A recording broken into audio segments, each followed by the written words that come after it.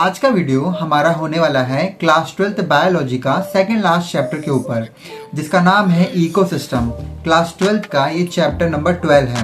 इस पूरे चैप्टर को हम अच्छी तरीके से समझेंगे और हम जानेंगे कि इस पूरे चैप्टर में हमें क्या क्या चीज़ें इंपॉर्टेंट है एग्जाम पॉइंट ऑफ व्यू से।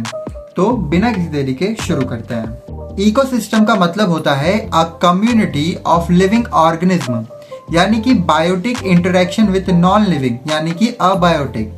ये दोनों आपस में इंटरेक्ट करते हैं एक ही इन्वायरमेंट में रहकर। ये एक फंक्शनल यूनिट होती है जिसमें एनर्जी फ्लो, न्यूट्रिशन साइकिल और इंटरेक्शन होता है। एग्जाम्पल टेरेस्ट्रियल इकोसिस्टम जैसे कि फॉरेस्ट और ग्रासलैंड। दूसरा एग्जाम्पल है एक्वेटिक इकोसिस्टम यानी कि पॉन्ड, लेक, ओशियन। दूसरा इंपॉर्टेंट टर्म है structure of ecosystem. Her ecosystem दो कंपोनेंट से बना होता है। पहला है बायोटिक कंपोनेंट, इसमें आता है प्रोड्यूसर्स यानी ऑटोट्रॉफ लाइक प्लांट और एल्गी। दूसरा आता है कंज्यूमर्स, इसमें आता है प्राइमरी यानी हर्बीवोरस, सेकेंडरी यानी कार्निवोरस, टर्शरी यानी कि टॉप कार्निवोर्स, और लास्ट में आता है डीकम्पोजर्स जिसमें बैक्टीरिया और फंगी दोनों इंक्लूड होते हैं। दूसरा कंपोनेंट है अबायोटिक कंपोनेंट, इसमें आता है sunlight, temperature, water, soil, minerals, air etcetera. Each component plays a crucial role in maintaining the balance of ecosystem. Next point है प्रोडक्टिविटी ऑफ इकोसिस्टम। प्रोडक्टिविटी मतलब कि रेट ऑफ बायोमास प्रोडक्शन। इसमें आता है GPP यानी कि ग्रॉस प्राइमरी प्रोडक्टिविटी। इसका मतलब कि जितना भी टोटल फोटोसिंथेसिस हुआ है बाय प्रोड्यूसर, ये यहाँ पर काउंट होते हैं। और दूसरा आता है नेट प्राइमरी प्रोडक्टिविटी यानी कि एनपीपी। एनपीपी यानी कि GPP minus respiration loss R. This is the biomass available for consumers. India's NPP greater than है global average due to rich biodiversity. Next point है डीकम्पोजिशन। अब हम एक ऐसे प्रोसेस को समझने जा रहे हैं जो कि हर जिंदा ऑर्गेनिज्म के बाद होती है, यानी कि डीकम्पोजिशन।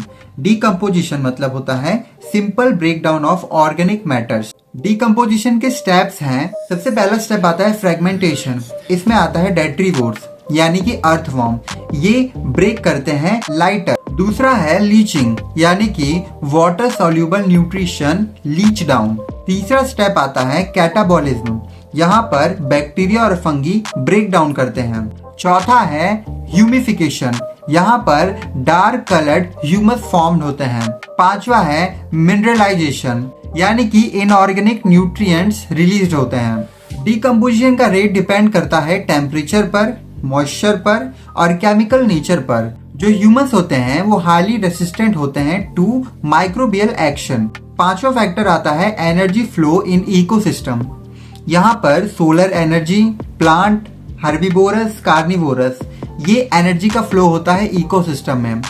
ओनली 10% एनर्जी ट्रांसफर होती है टू नेक्स्ट ट्रॉफिक लेवल, यानी कि जो लॉ है ये लैंडमैन्स के 10% लॉ के ऊपर बेस्ड है। ट्रॉफिक लेवल्स में इंक्लूड होते हैं producers, primary consumers, secondary consumers और लास्ट में tertiary consumers.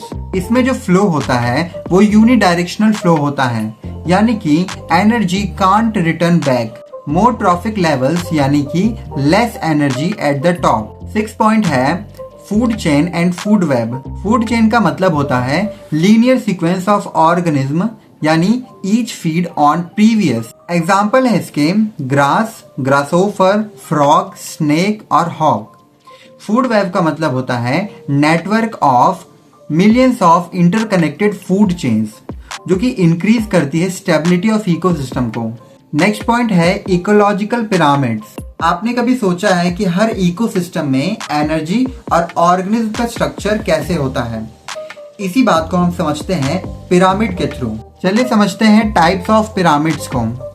Pyramid of number, ये इंडिकेट करता है number of organism, usually upright, sometimes inverted भी होते हैं। दूसरा है पिरामिड ऑफ बायोमास, ये दिखाता है टोटल ड्राई वेट, ये इन्वर्टेड भी होता है इन एक्वेटिक सिस्टम में। तीसरा है पिरामिड ऑफ एनर्जी, जो कि ऑलवेज अपराइट फॉर्म होता है ड्यू टू 10% एनर्जी लॉ।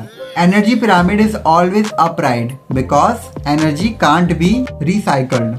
दूसरा पॉइंट आता है इकोलॉजिकल सेशन। इसका मतलब होता है gradual replacement of one community by another. ये स्टार्ट होता है विथ पॉइनर स्पीसीज से और एंड होता है एट क्लाइमेक्स कम्युनिटी से। इसके दो टाइप्स होते हैं, प्राइमरी ससेशन यानी ऑन न्यू एरियाज जैसे कि लावा, बेयर रॉक्स, और दूसरा है सेकेंडरी ससेशन यानी आफ्टर डिस्टरबेंस, फ्लड्स और फायर्स। ये प्रोसेस 100 ऑफ ईयर तक ले सकता है। 9th पॉइंट है हमारा न्यूट्रिएंट साइकिलिंग।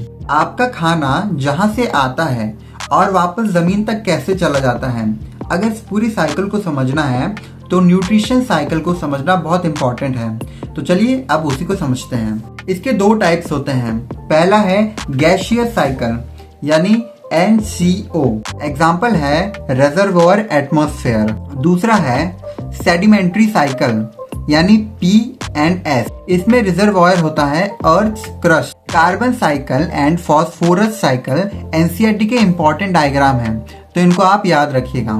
कार्बन साइकिल का मतलब होता है ये इन्वॉल्व करता है फोटोसिंथेसिस, रेस्पिरेशन, कंबशन, डीकम्पोजिशन और ये ग्रीन हाउस इफेक्ट का पार्ट भी होता है। और फॉस्फोरस साइकिल का मतलब इसमें स्लो और नो गैसियस फेस होता है। ये गैस आती है from rock weathering used by plants और रिटर्न वाया डीकम्पोजिशन।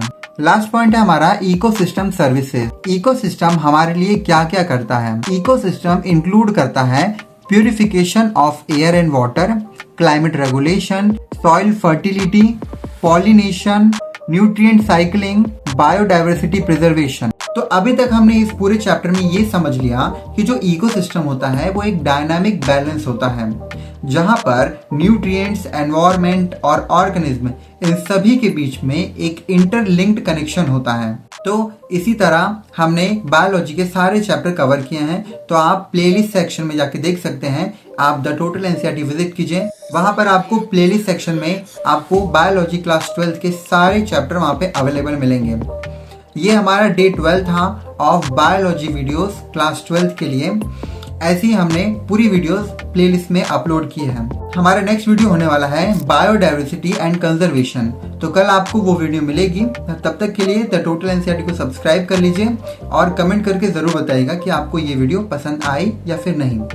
और अगर आपका कोई डिमांडिंग चैप्टर है तो आप मुझे वो भी बता सकते हैं। मैं आपसे मिलता हूँ कल एक और नए वीडियो में। तब तक के लिए द टोटल एनसीईआरटी से पढ़ते रहिए और सपोर्ट करते रहिए।